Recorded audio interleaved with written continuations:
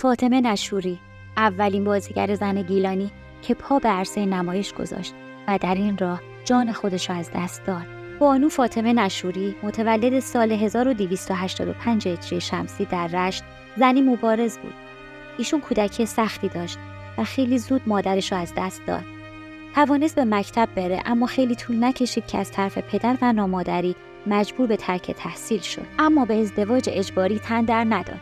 او دل در گرو عشق پسردایی خود داشت و پدر که این دلباختگی رو ناپسند می‌دونست. به ناچار فاطمه بدون رضایت پدر به عقد پسرداییش درآمد و زندگی مشترک رو آغاز کردند و به بندر انزلی کوچ کردند. بانو فاطمه نشوری به شخصیت و حقوق زن پایبندی شگفت داشت و مبارزاتی برای رسیدن به هدف خود انجام داد و همین باعث شد تا با صحنه تئاتر آشنا بشه و برای نخستین بار در بندر انزلی در زمان انقلاب اول روسیه در صحنه تئاتر شادروان امید همایون پا به صحنه نمایش گذاشت. در زمانی که بازیگری زن کاری نابخشودنی و خارج از عرف جامعه بود.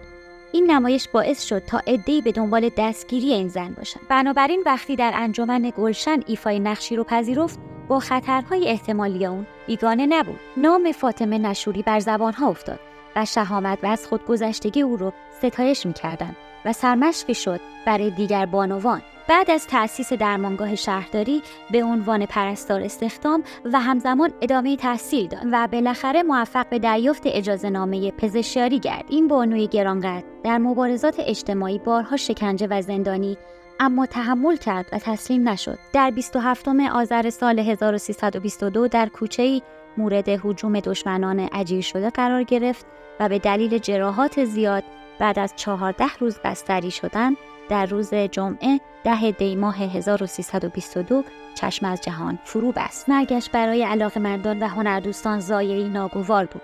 یادش گرامی.